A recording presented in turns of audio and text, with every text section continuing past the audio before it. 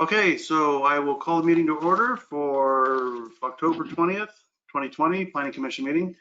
Let's start with the Pledge of Allegiance. Who wants to lead that? Nobody? Then I'm going to call on somebody. How about Mr. Zirk? I'm ready. All right, would you lead us in the pledge? I pledge allegiance to the flag of The United States the of United America States of America and and to the to republic the the republic republic which for which stands it stands, one one nation. nation under God, God, indivisible, with liberty and liberty and justice for justice all. for all. All right, thank you. Can we have roll call, please, Annette? Yes, Commissioner Anderson, Here. Commissioner Keen, Here. Commissioner Shaw, Here, Commissioner Wolf, Here. Commissioner Zirk, Here, Vice Chairperson Vanden Eyck, Here.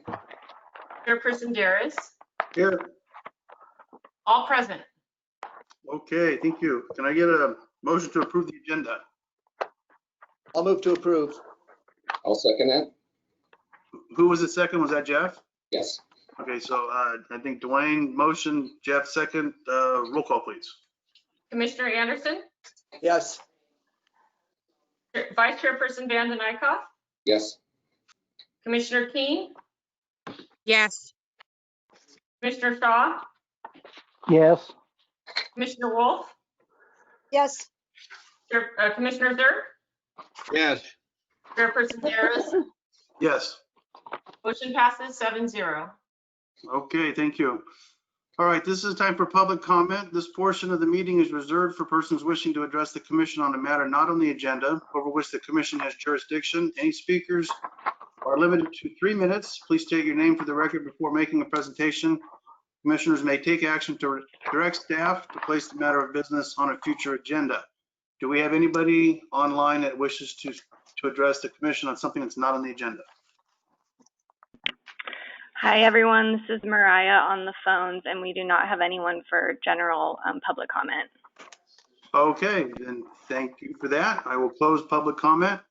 And can I get a motion to approve the consent calendar unless somebody has an issue with the minutes? so move. I'll second. Michael moved, Dwayne seconded. Roll call, please.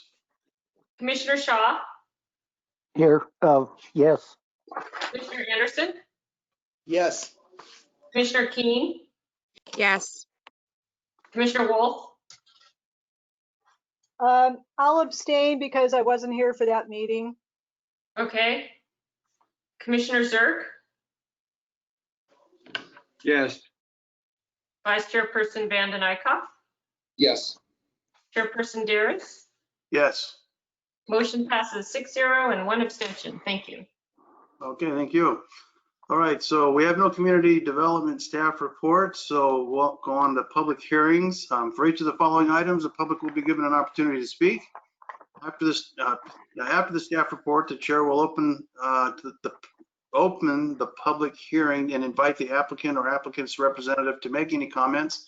Members of the public will be invited to provide testimony to the commission following the applicant. Speakers should state their name for the record and can address the commission for 3 minutes. After all public comments have been received, the public hearing will be closed and the commission will discuss the item and take appropriate action.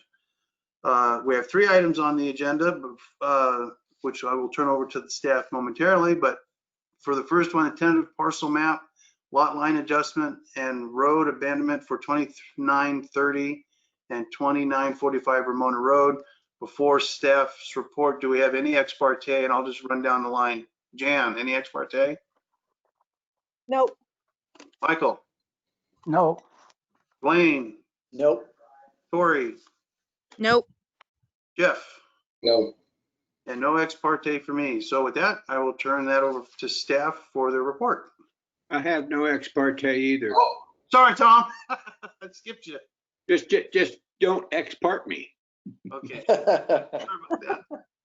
Whoops. All Okay, right. now staff can have it. Hey, good evening, everyone. This is John Hi, John. to present this project. Let me just share my screen with you all.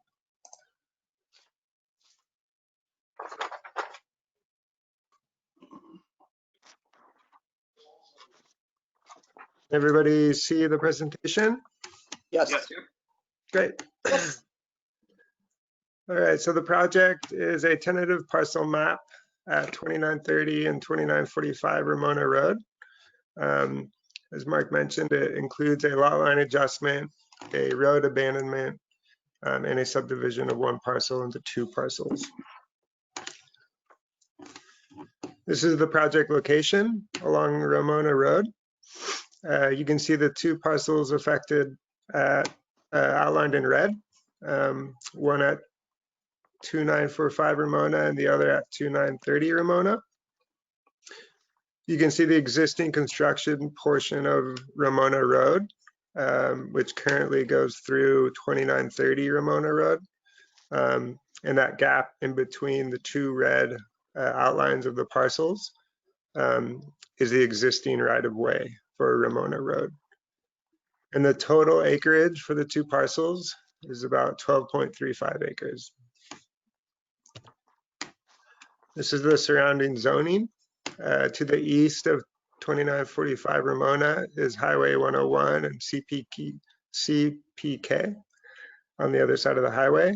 To the south of the two parcels is residential suburban, as the parcels are as well.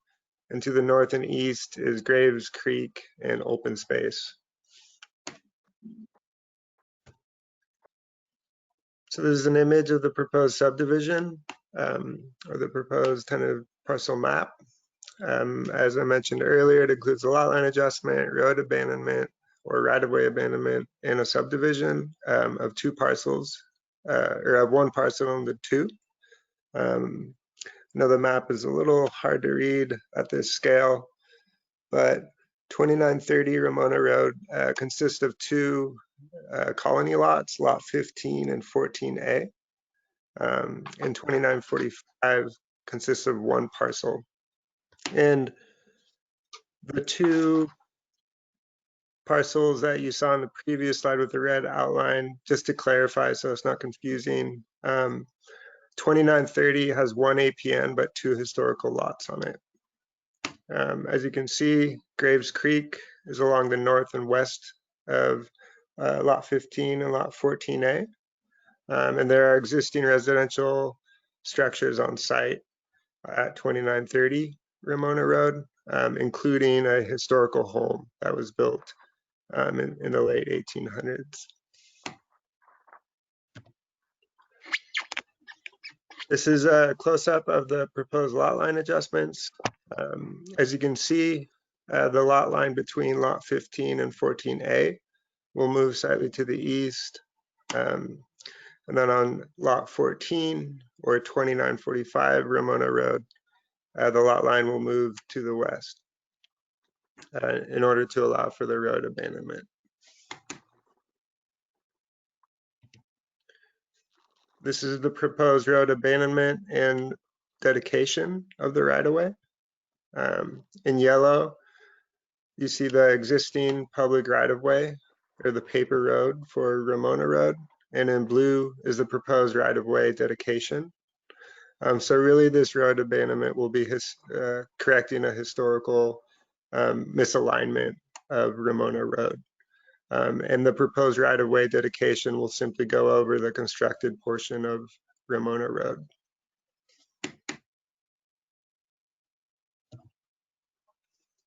This is the proposed subdivision or lot split of lot 14. And the lot line adjustments and the road abandonment will allow lot 14 to have sufficient acreage to be split. The existing acreage of lot 14 is about 5.54 acres, and it will be split into two parcels, parcel 2 of approximately 3.04 acres, and parcel 1, which will be approximately 2.5 acres, which is the minimum lot size in the residential suburban zone. And both lots will meet the performance standards for minimum lot size in the residential suburban zone.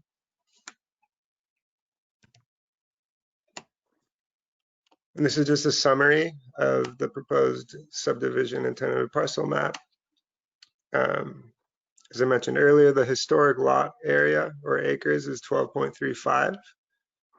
those will be slightly adjusted by the lot line adjustments in order to allow for the proposed subdivision of parcel 14 or lot 14, excuse me. There won't be any change in the total acreage of the two sites. It'll just allow a split at lot 14 and the abandonment of the paper road and the dedication of a public right of way along the existing or constructed portion of Ramona Road.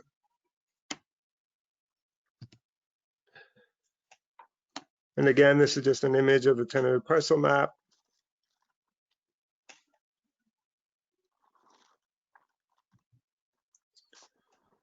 Staff concludes that the proposed subdivision meets lot size requirements, that the proposed road abandonment meets required findings and can be declared as excess, which is required in order for the road abandonment to proceed to the city council. Not sure what that beep was, but we'll just keep going. These are the findings that have to be made for a tentative parcel map, which are included in your resolution or in the draft resolution, so I won't go through them all. These are the findings for the road abandonment.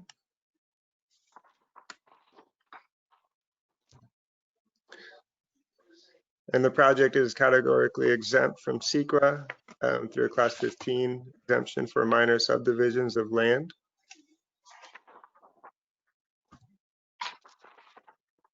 And just to clarify, once the Planning Commission makes a decision on this project, if it is approved, it'll proceed to the City Council for approval of the tentative parcel map. And then the applicant will have to make or meet all the conditions before going back to the City Council for final map approval and abandonment of the road.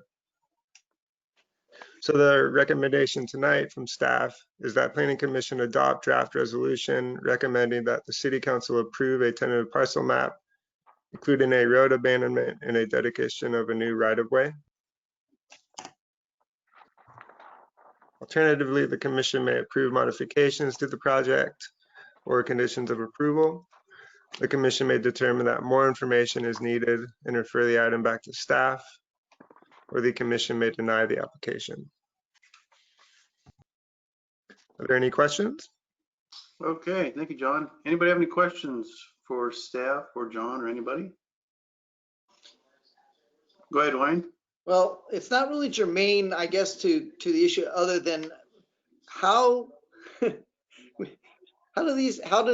the road differ so much from the map version of the road?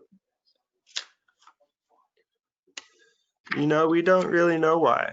Just when the road was constructed, that's the alignment that it was constructed on. We tried to pull the information on when the road was actually constructed, the existing portion of Ramona Road. I'm not sure if Phil has a deeper history of this, but kind of the intent of this is to fix that historical conflict and dedicate the right of way where it's appropriate for today. I think our best answer for this is 1920s engineering. And we have many roads throughout the city that fall into this same gap where they're built outside of their designated right-of-way, and they're built in a location where at that time they thought it was the best spot to build it, but it's not where they recorded the actual easements and the actual rights-of-way. So we're having to correct these quite frequently over the years. There's a number of cases where that's been done. And a number of cases where we would never be able to build the road where the easements are shown. But here's a classic example of the road's already built, the easement's in a weird place, let's make it right. That's all I can tell you. No, I get it. We're recognizing the reality of the situation, so makes perfect sense. I was just kind of curious, you know. Yeah. Anybody else have a question? Okay, my show just ended.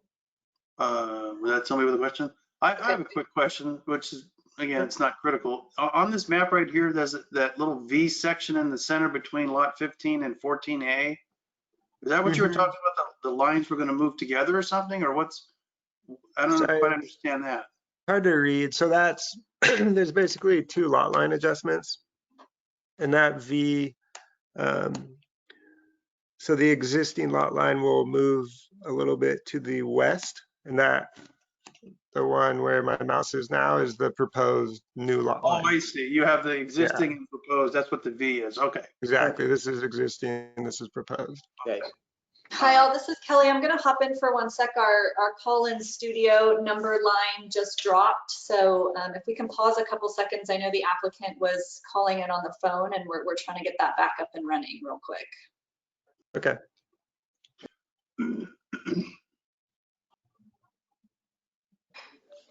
Yeah, it looks to me like whoever the engineer was gave the map to the guy building the road and he was dyslexic. Yeah, You're right. very possible.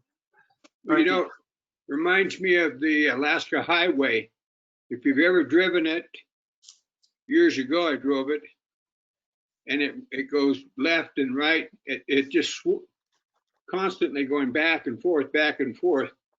And the engineers claimed they had to do that because the underground was so unsure. They would look for where the good ground was, and then they'd run the road that way. And then the trucks would just beat it up. So you never know what was in their minds.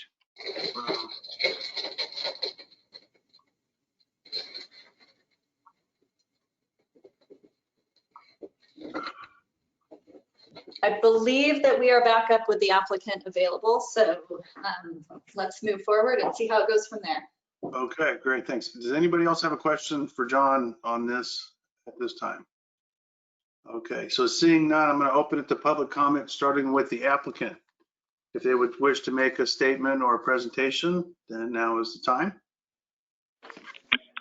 Hi, everyone. This is Mariah. We have Dennis Schmidt on the line, and I'm going to let him in now. Okay. Good evening, everyone. This is Dennis Schmidt. Hi, Dennis, how are you? I'm a professional land Dennis. surveyor. I'm well, sir. Hey, hello, everybody. Hey, I've been in and out on the phone, and I did not hear the presentation by John, the entire presentation by John to the commission. And particularly, I had sent him an email this morning asking some questions, and I didn't hear any responses on that. I'm wondering, were there any? Yeah, certainly. I could go ahead and respond to that. Yeah, go ahead, John. Yeah. So I sent you a response earlier, Dennis. So the first question you had regarding the existing residence, we stated that in the staff report that was a colony home, but in fact, it predates the colony, but it's still considered to be a historical home. Yes. And we noted that lot 14 is 2945 Ramona. I believe that was just a mistake in the summary section of the staff report. And then you had a question on the findings, number 7, for the tentative parcel map. So we made the findings that the dedication of the right-of-way can allow for future public improvements within the new right-of-way dedication, but in fact, the road is already built.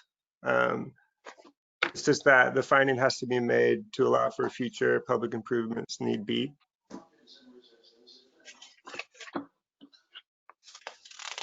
And then I'm still waiting on a clarification from Public Works on condition, I believe it was condition 13. 14. Condition 14. Yeah, the centerline monument. So Yes, sir. Nick DeBar from Republic Works said he would call in, but I don't see him on the line here. So that's something we could address before proceeding to Planning Commission.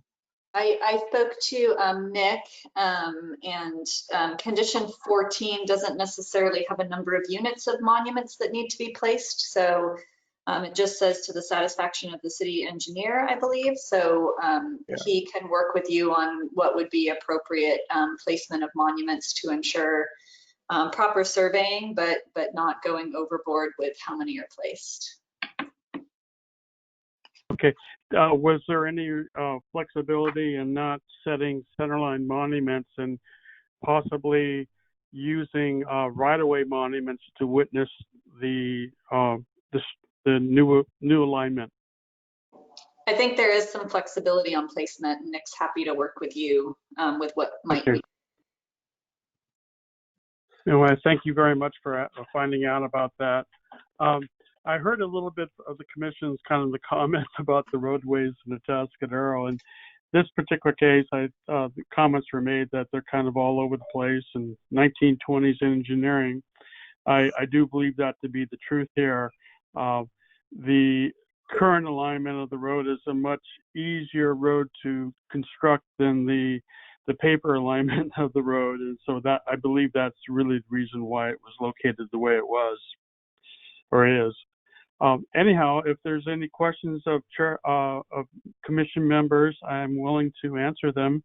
If not, then as representative for the applicant, we recommend approval of all the actions by the commission. Okay, thank you, Dennis. Do we have any questions Yes, for sir. do we have any questions for the applicant? None. Okay, do we have anybody, Mariah or Kelly, that wishes to speak on this? Anybody from the public? No, we do not have any other callers from the public. Okay. All right, with that, if the applicant doesn't have anything further, then I will close public comment, bring it back to the commission for further discussion. I have one quick question before I forget. It's for John or somebody. I noticed in the conditions of approval that numbers 7 and 8 are missing. Was that just a typo, or did it get removed, or is it missing being here? That seems to be a typo. Okay, so we're Sorry not about missing. that. We're not missing anything. Okay, perfect. Anybody else have anything for staff before Dwayne, go ahead. So we just discussed condition 14. So in the do we need to address that and just say, like, for example, say placement of monuments to the satisfaction of the city engineer or something like that, so it's clear? I think that would probably be beneficial, just to take the word center line out, and then Okay. we can work on that together. Oh, okay, I see what you're saying. And All be right, sure would somebody, to address that in any motion. I'm sorry, go ahead. Sorry, just be sure if there is to be a motion that you address it with that language to modify condition number 14. Okay, all right. Okay. Well, I'm ready to, I'll make a motion then if everybody's okay with that. I move that we adopt the draft resolution recommending the city council approve tentative parcel map, including road abandonment and dedication of new right of way, AT 200-0013, and also adding that on condition 14 that we basically strike center line out of that and just make it so that it's to the satisfaction of the city engineer as far as monuments go. Did we double check to see if we have any other public on the line wishing to speak on this matter? I asked already once and we had no one. Okay, great. Yeah, unless somebody else is on now, but I'm hearing none, so we can continue. Okay, so we have a motion by Dwayne. I would second the motion with a little bit of a clarification that the city engineer determine the type and placement of your markers. The monuments. Okay, Dwayne. Yeah, that he has to decide what type of monuments and placement. Okay. All right, the engineer will work with the city engineer on that. Dwayne, do you want to modify or accept that? If that's applicable, sure, that's fine. Okay. So Tom, okay, so Dwayne made the motion, Tom seconded. If that's satisfactory, then can we have a roll call, please, Annette? Yes, Commissioner Anderson, Yes. Commissioner Zerk, Yes. Commissioner Keen, Yes. Commissioner Shaw, Yes. Commissioner Wolf, Yes. Vice Chairperson Vanden Eyck, Yes. Chairperson Daris. Yes. Motion passes 7-0. All right, thank you. Thank you. Have a good night, everyone. All right, thanks, John, you Thanks, too. John. Thank All you. right. Okay, so the next one is a vesting tentative track map and master plan of the development for 1827 and 1843 El Camino Real. So we'll start with any ex parte, and I'll run down the line again, and this time I won't skip Tom. So in fact, I'll start with Tom. Any ex parte, Tom? What do we, I was listening, I was reading. What are you asking? On the next item for the vesting tentative track map on El Camino Real. Do you have any ex parte? No. Okay, Jeff, No. Corey, No. Dwayne, Nope. Michael, None. Jan, Nope. and none for me. So with that, I'll turn it over to staff for your report. Thank you so much. Can you guys see my presentation? I haven't shared my screen before and it looks totally different. Okay. Oh, looks good. Looks good. We got it. Perfect. So the next project is actually a reconsideration of a previously approved tentative tract map as part of the Del Rio specific plan area. It's at 1843 El Camino Real. So outlined in red is the portion of the area where the development will sit. It's actually part of some larger parcels that go down and touch El Camino Real and are partially zoned single family, which is where the subdivision will take place. And then there are some remainder parcels that are zoned commercial. So the project is a 6-unit residential subdivision.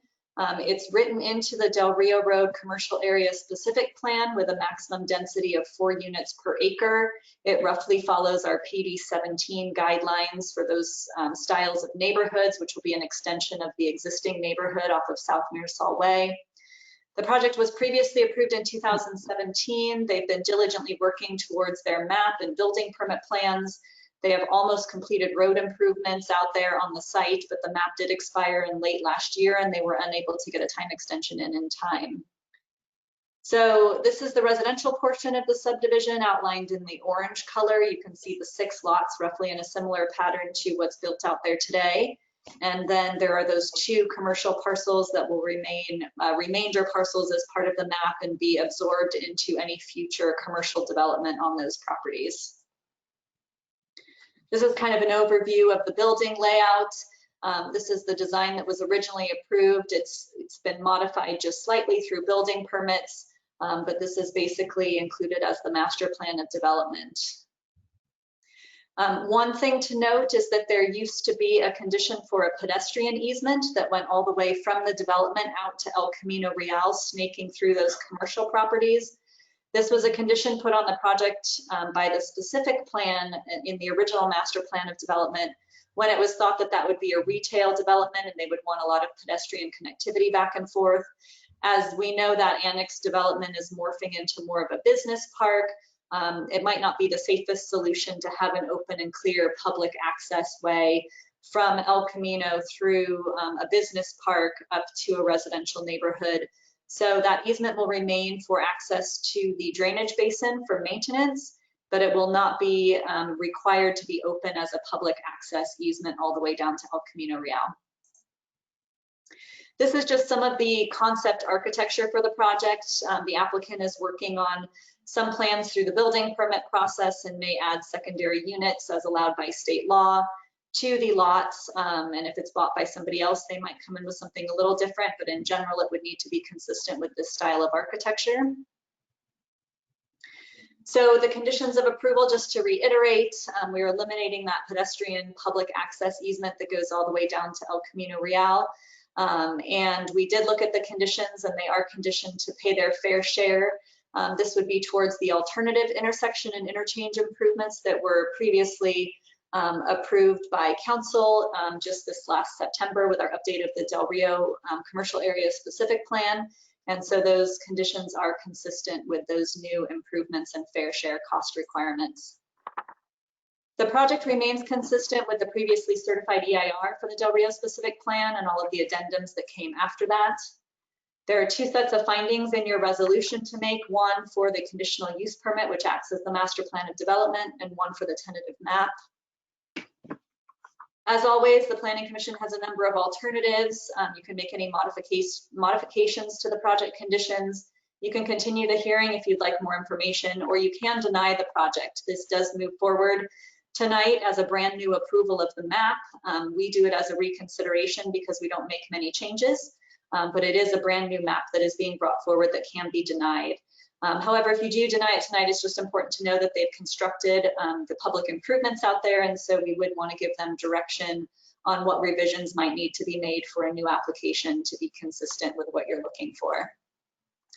So staff's recommendation tonight is that the Planning Commission approve the draft resolution for the tentative tract map and the master plan of development to create 6 residential parcels. And if your motion can include briefly a correction to the APN on page 27, which is in the draft resolution, some of the numbers got transposed and we just want to make sure that that gets corrected. And that concludes the presentation. I'm available for any questions. I know the applicant's representative is available on the webinar as well, I believe, but I do not believe that they have any presentation to make or anything to say unless you have questions specific of them.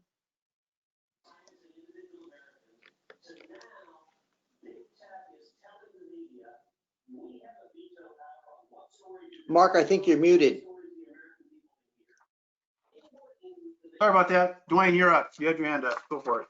Okay, so just to summarize here, then we're looking at something that essentially is what we've looked at before, and the change, the major change is just the elimination of the public walkway. Would that be a fair summary? Yes, that's correct. Okay, thanks. Okay. Tori. So this isn't for building plans, so this isn't part of like the housing thing that we're doing next? Like, are we counting this as part of the potential for housing? Sure. So this project, because it was previously approved, is actually counted towards our RHNA numbers for the next cycle, Okay. and it was included in those summaries. Okay. So it is part of our credits that we've already counted for. Thank you. That's what I was asking. It just didn't come out very nicely. No problem. Tom, you have a question? Yeah, could you refresh my mind? The outlet for the road goes to Del Rio. Access this, or do you access it from El Camino? So you access it on the screen here. You'll see South Mirasol Way, which actually comes off of Obispo Road in the green here. Oh, And okay. this road will be an extension and cul-de-sac of that existing South Mirasol Way. Okay, that's where the flow is. Okay, that's what I wanted to remember. It's been a while. Yeah, I recall seeing this before too, obviously. Okay, anybody else have a question for Kelly? All right, seeing none, we'll go to public comment, starting with the applicant, if they would like to make a statement, or, yeah, as Kelly said, they don't have a presentation, but you're up if you're here.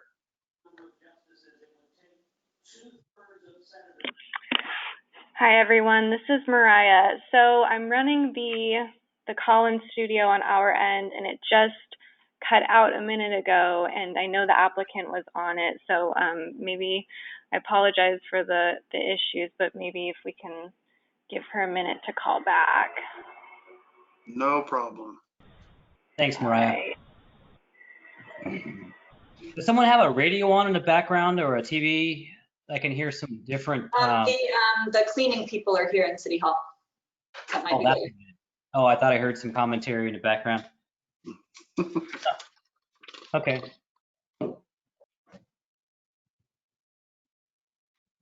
So Phil, how often does staff go into City Hall these days? Pretty much every day. I'm there every day, all day.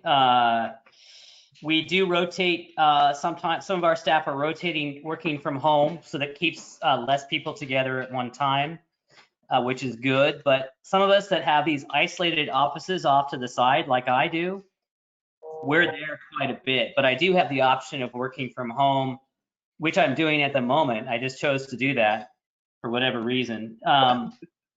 But several others are also working remotely when it works best for them. But a lot of our folks, they've got to be out in the field inspecting things.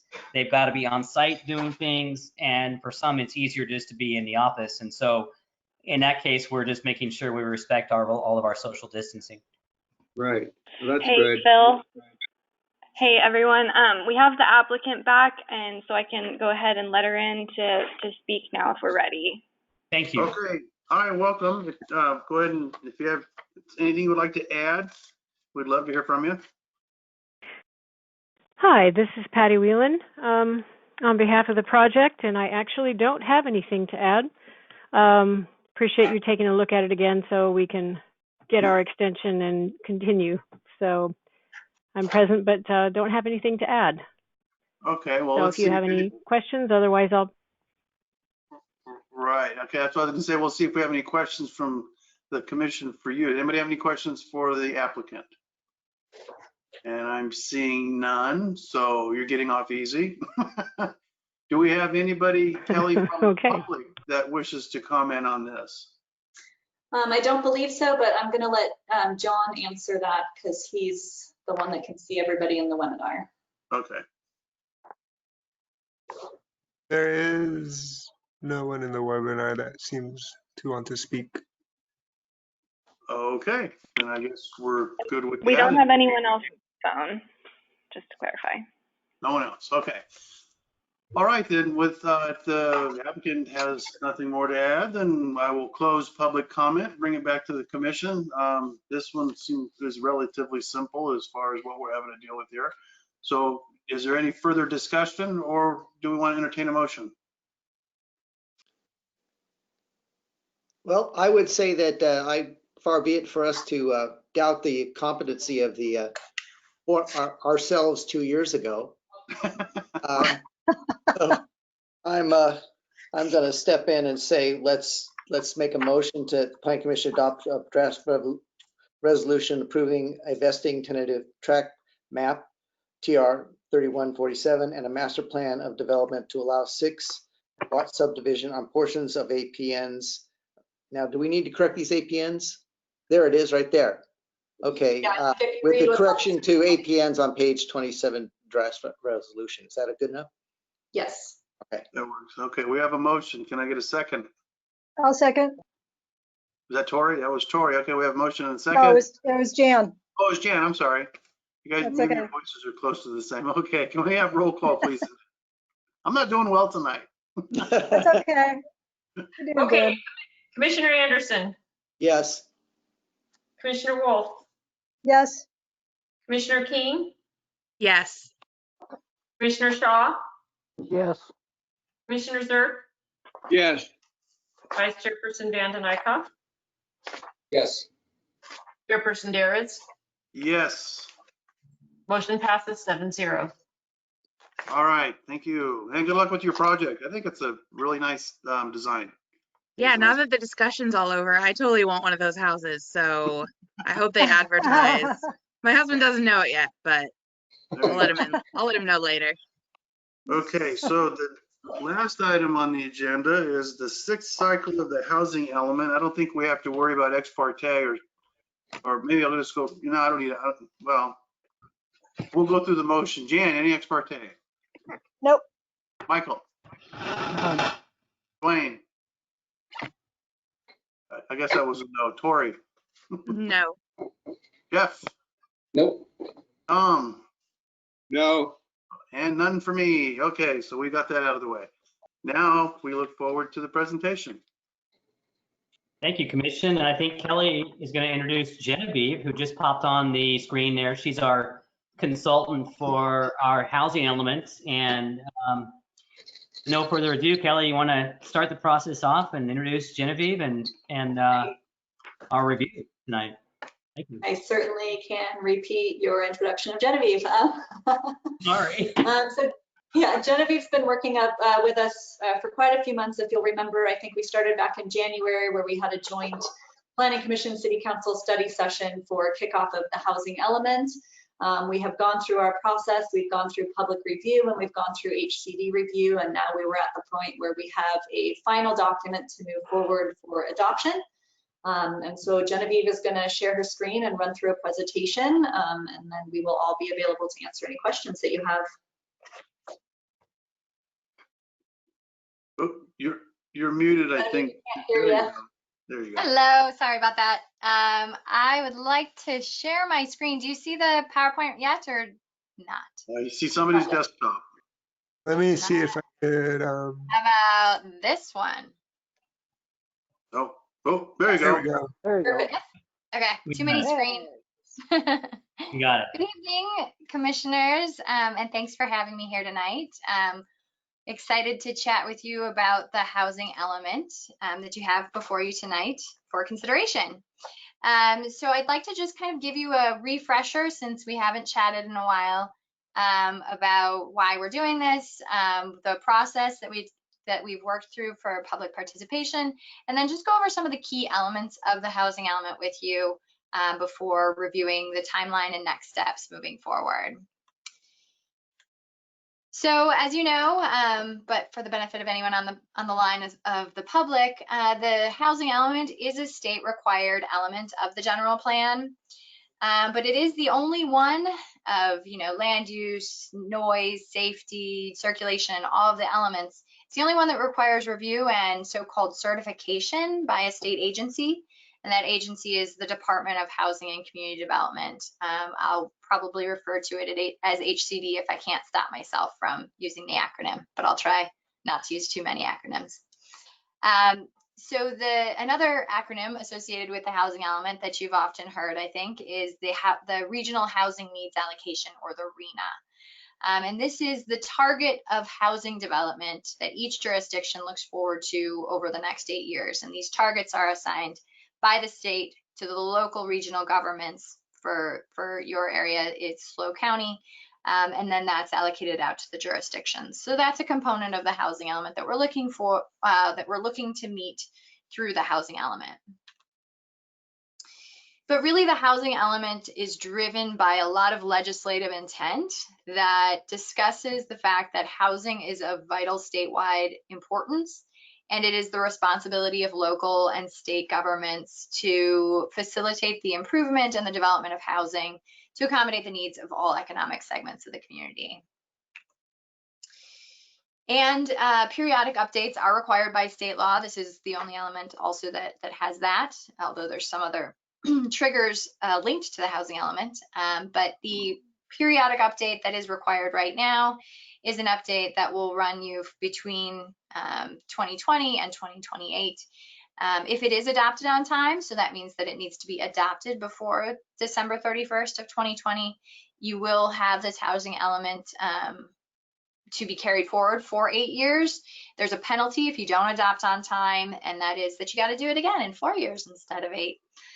Also, you would not be eligible for certain grants and potentially not have a legally adequate general plan. So, but it's all good. You're on track and everything's moving forward.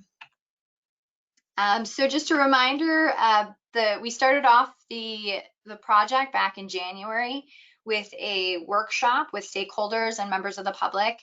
And it was a great workshop. We got a lot of really good feedback from participants about what are the challenges in Atascadero that people see that constrain housing, and what are the opportunities. Folks had a lot of good solutions and ideas and potential locations for housing in town. Right after that meeting, we met with you and the City Council in a joint study session to review not only the housing element requirements, but also what we heard from that workshop. And we discussed a little bit more about what this group and the City Council saw as the best ways to meet local needs. We used that information to move forward with drafting of the housing element. And in April, we reviewed with the City Council sites to meet that regional housing needs allocation throughout town. And by June, we reviewed a draft housing element with the City Council. And then just last week, we met again with the City Council to touch base after HCD completed their review of the draft housing element.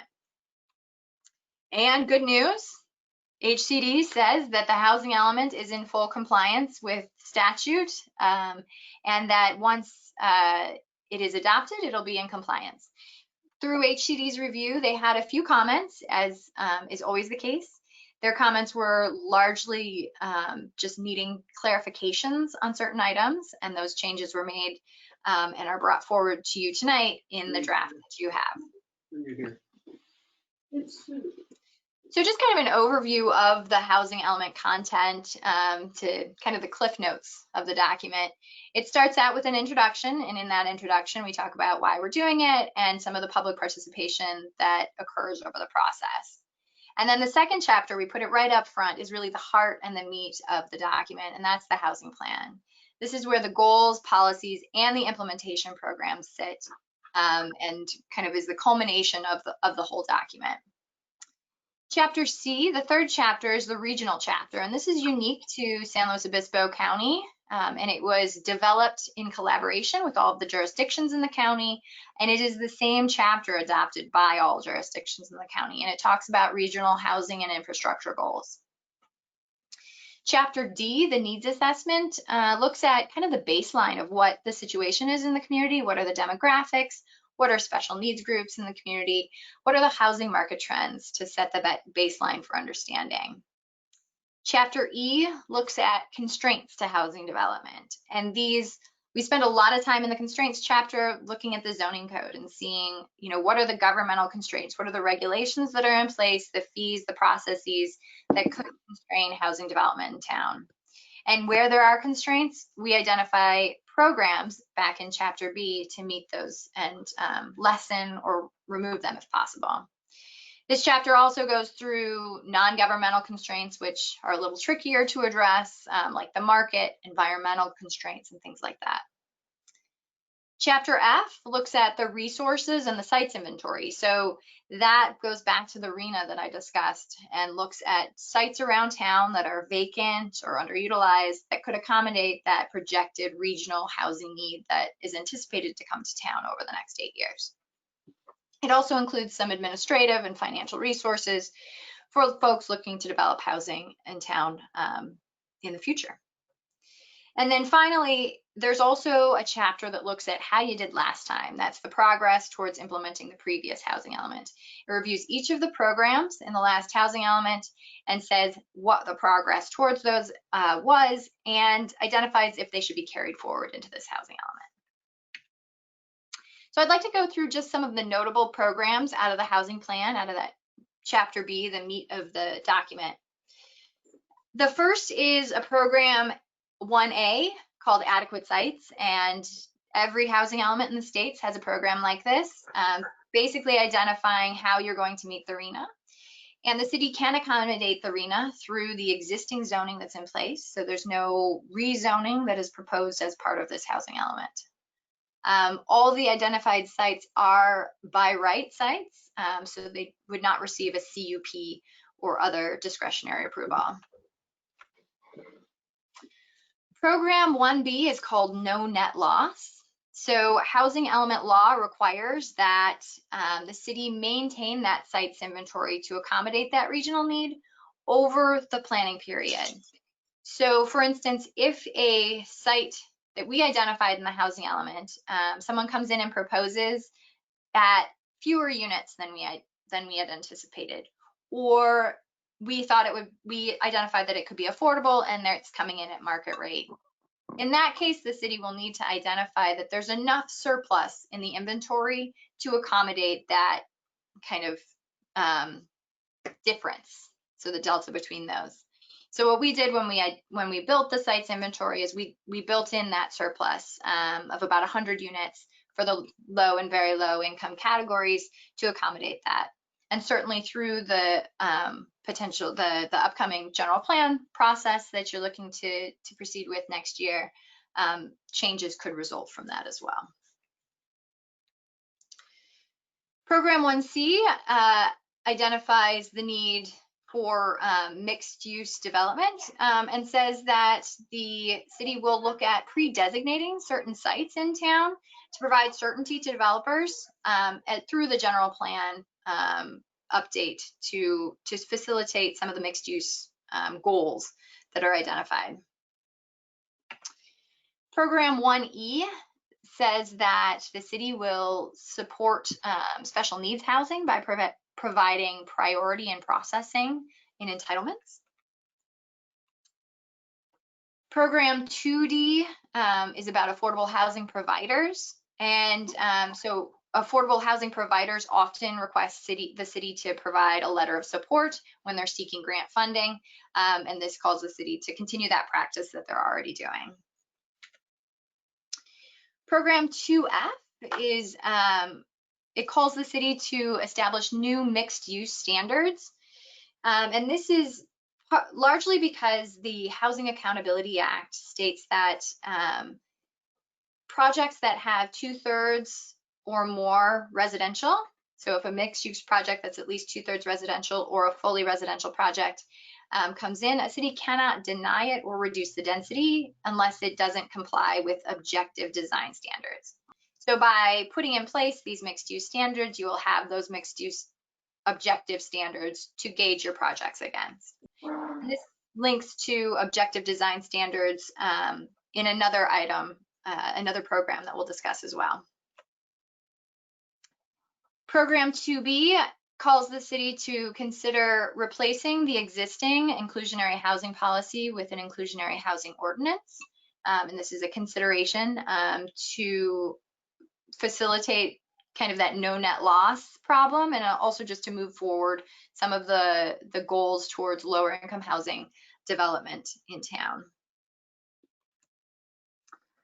Program 2G clarifies that so specific plans are required for more than 100 units, but it clarifies the intent around that policy that currently exists in town, and that it's intended for single family neighborhoods that need other considerations for infrastructure and other kinds of components, and would not necessarily apply to a multifamily development.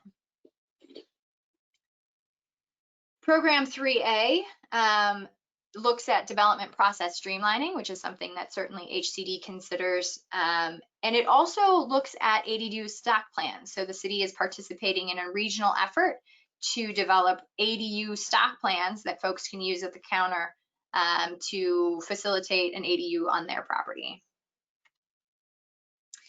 Program 3B, this one links back to the mixed use standards that I discussed previously. Again, because it's difficult for cities to have discretionary review and deny or reduce the density of projects, it's helpful to have these objective design standards in place to regulate the types of architectural styles, site design, parking, landscaping, with very clear regulations so that you can get the types of development that you would like to see. Again, the multifamily housing permitting, again, linked to the Housing Accountability Act, the city currently requires a CUP for multifamily development of 11 units or more. And this calls the city to consider revising that threshold, just because that could be confusing because you can't deny the CUP. So to potentially look at another process that would be clearer for decision makers about how the process should be implemented. Program 3D looks at the RMF zone in particular. So currently the code requires that a development be 2 stories and 30 feet in height. And that this would take the requirement of 2 stories away and just require the limitation to be 30 feet in height. This would allow for that 3-story development to occur in this zone. Program 3E provides some more flexibility. We heard this a lot in the outreach meeting about having some kind of process to allow for small lot subdivisions, given that the multifamily lot size right now is about 1/2 an acre. This would provide opportunities for more flexible design and often better site design. Program 3G looks at emergency shelters. So currently the city allows emergency shelters through an overlay. And this calls the city to make sure that there's adequate space within that overlay to accommodate the homeless needs in the city throughout the planning period. Program 3H, this responds to 2 new laws that passed in recent years that require the city to allow transitional and supportive housing by right, and low barrier navigation centers. These are a type of shelters by right in certain zones. So this calls the city to implement those zoning changes moving forward. Program 3L is about infrastructure and water and sewer providers. The housing element upon adoption, if this housing element is recommended for adoption, it must be delivered to the water and sewer agencies. So I think they have to walk it down to Public Works and mail it to the water company. And also calls the city to work with those entities to make sure that they're granting priority to affordable housing developments that come in, and also to look at possible options to reduce fees if possible. And then there were 2 new programs that were identified through our working with HCD. The first, we discovered that there is an antiquated definition for immediate family that should be removed. This immediate family had pertained to ADUs in the ag zone, but requiring folks to have immediate family living there doesn't work and so we want to remove that to make sure that there's no discrimination potential associated with that. So that zone text amendment is included as a program. And then program 3.0 is about farm worker housing in the RS zone. And this is linked to a law in the Health and Safety Code called Employee Housing. The Employee Housing Act says that employee housing, farm worker housing, should be treated the same as agricultural uses where agricultural uses are allowed. So because the RS zone allows heavy agriculture uses with a CUP, we should also parallel that with how farm worker housing is allowed in that zone. So there are a few options to how to regulate that the city can explore moving forward through those zoning text amendments. So on the timeline, again, we've been working on this for about 10 months now, and moved through the process with input from you and from City Council and the public and HCD. And so we're here tonight to look at your questions and comments and recommendations for approval. So next steps moving forward would be the City Council has a planned hearing November 10th. Once this is adopted, assuming it is adopted, HCD has one more chance to look at the document, and this time they get 90 days on the adopted element. And the intent there for them is to make sure that it is essentially the exact same document that they reviewed with us just last month. And once that's done, or even before that, there are all of the programs in the housing element that you can look to start implementing and seeing coming before you for consideration. And the city has identified and secured grants for funding these through SB2, LEAP, and REAP. So that is great. That concludes what I have, and I'm happy to answer any questions that you might have. Thank you, Genevieve, for that. Do we have any questions for Genevieve? Does anybody have a question? I have a question. Go for it, Tori. So I was looking through some of the demographic information, and I was just curious where those numbers came from. I apologize if it was in there. I was skimming it. Oh, no problem. There are multiple data sources. Some of the demographics we draw from the census. We use the American Community Survey, and we usually use a 5-year average to try and get our margin of error as low as possible. So we usually use the 2013 to 2018 numbers is the most recent number. We also use the Department of Finance estimates of housing units pretty regularly. We also use a special tabulation of the census that is calculated by the census for HUD, for the Federal Housing, is it Housing and Urban Development Department? Mm-hmm. And they break it down by income level as well. And there's other sources for specific things. We talk to the We talked to the Department of Social Services for developmental disabilities. We talked to, we look at the point in time survey for homelessness. So they're all publicly sourced and pretty common sources that we rely on for those. So the census would have been from 2010, right? We actually use, so the census does, they do the every 10-year big decennial census, but then they do what's called the American Community Survey every year, where they do an estimate. So they send out to a smaller population a survey to fill out. And so we use that. So we use an average of those estimates between 2013 and 2018.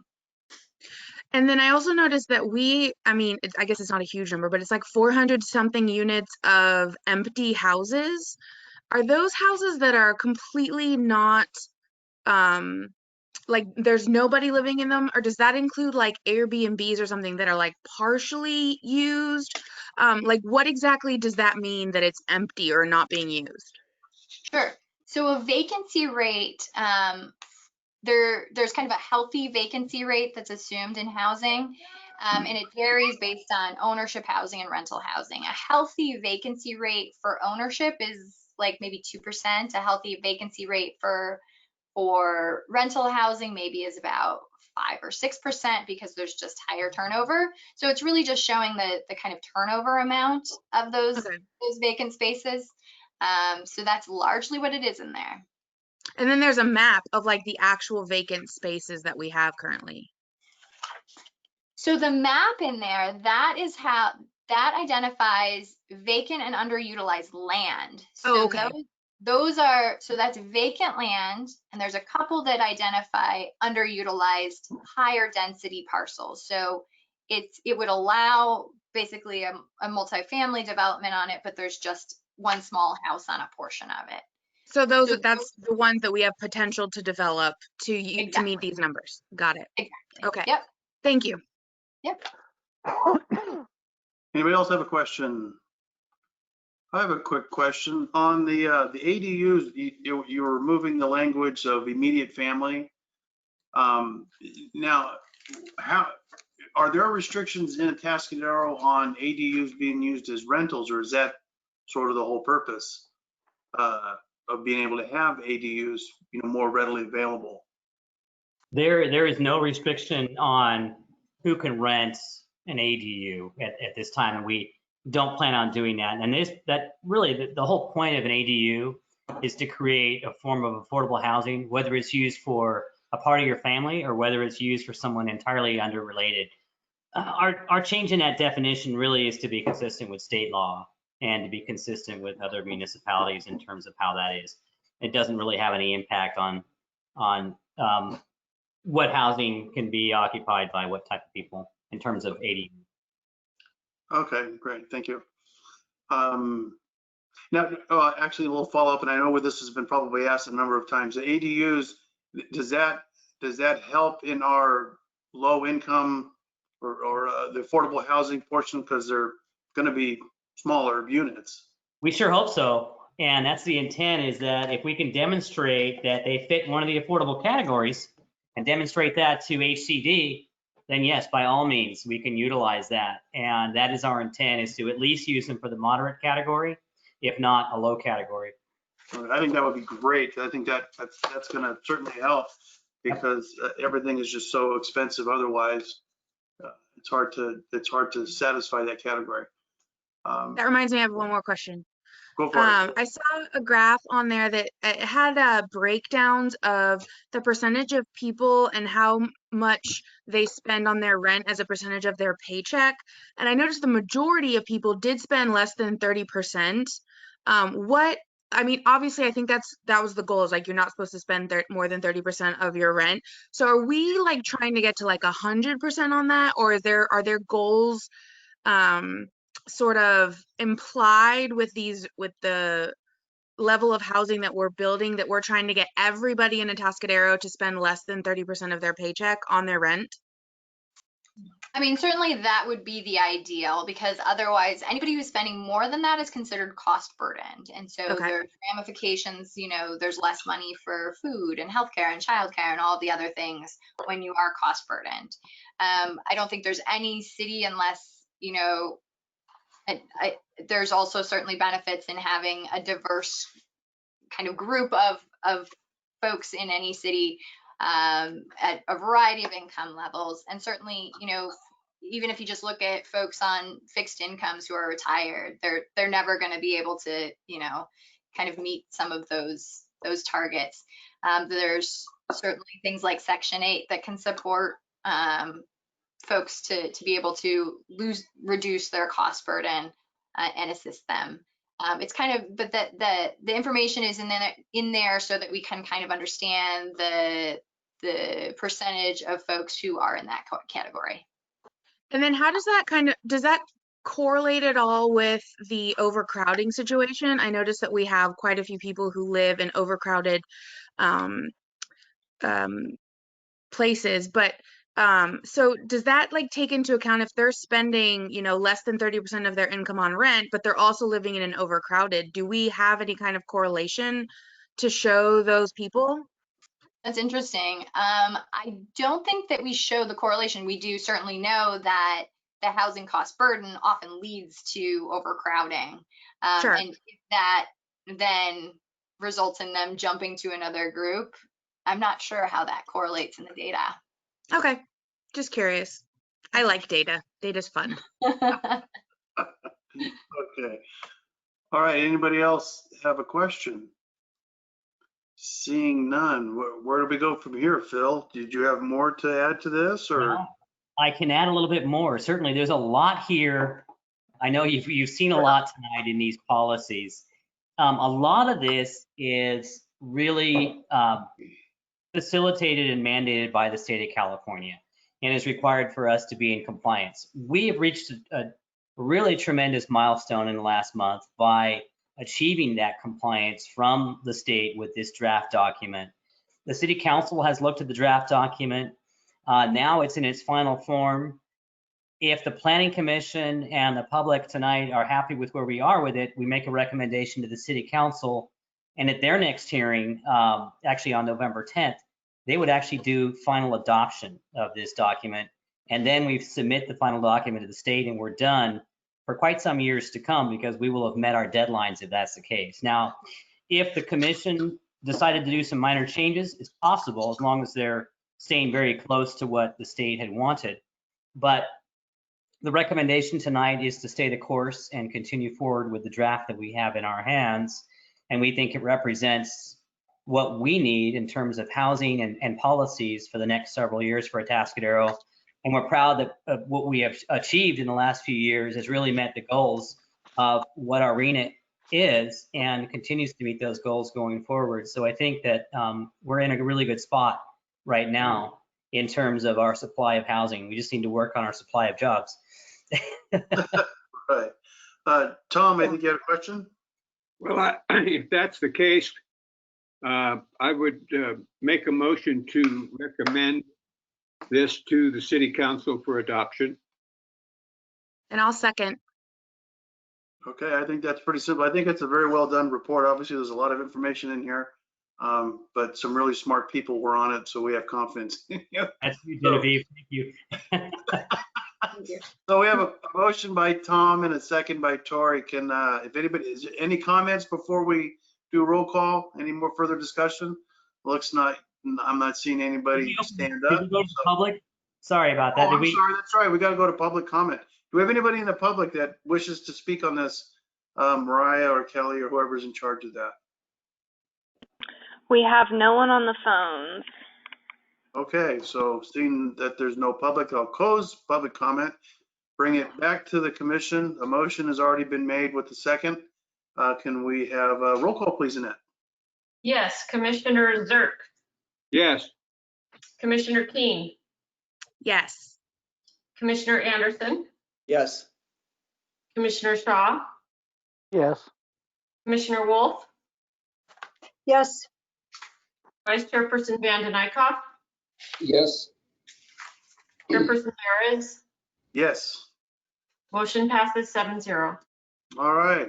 Thank you very much. Thank you, Genevieve. You did a great job. Thank you very much. Thank you. Okay, so let's move on to the next thing here. We've got commissioner comments and reports. Anybody have anything they wish to bring up at this time? Seeing nobody rush forward, then we'll close that and go to the director's report. All right. Well, 2 weeks from tonight is a fairly big night, not only for the country, but for our city, and especially for two of the commissioners here tonight. So we've decided, based on that, that we'd like to cancel that next hearing. It's going to be a big night for everyone, and we don't think we'd get very much attendance anyway. A lot of us are going to be tuned into something else. So our next hearing from that looks like it'll be the 17th. We do have a project that could be coming before us. It's a small mixed-use development, residential and commercial on El Camino, just north of the 777 auctions location there. So we'll see if that comes together. That's been to the design review committee already. That's all we have moving forward. And other than that, our next hearing is canceled, like I mentioned, and I'm here to answer any questions you might have. Okay, thank you. Anybody have any questions? Tom, go for it. Bill, I'd like to compliment your staff. I have a minor permit for upgrading my HVAC in our house. It was handled very professionally with a lot of support documentation to give me an understanding of what the process was. And it was very rapidly permitted, and I will pick up the permit tomorrow. So in less than 2 weeks, my first experience with it, moving through the process, and I'd like to commend all of your staff, even though some of them are not on site at the City Hall.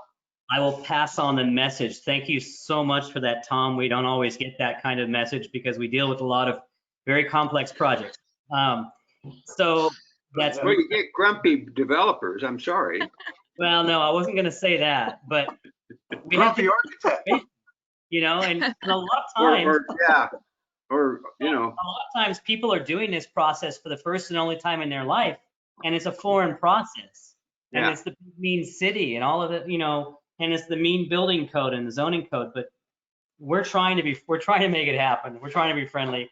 We're not trying to make this difficult. So I'm glad to hear that. Thank you. Right. Okay, anybody else have anything for the good of the cause? Seeing no one raise their hand, then I will adjourn the meeting till our next scheduled meeting of November 17th. And with that, everybody have a great night. Thank you, Phil. Thank you, everybody. Thank you. Vote. Everybody. Vote. Later. Good luck, Mark. Yeah. I voted a long time ago. All right, you guys. Have a good evening. All right. Cheers.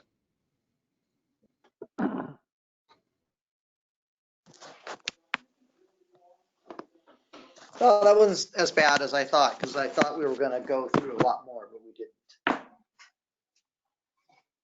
Oh, you should have been there. You could have heard why Tori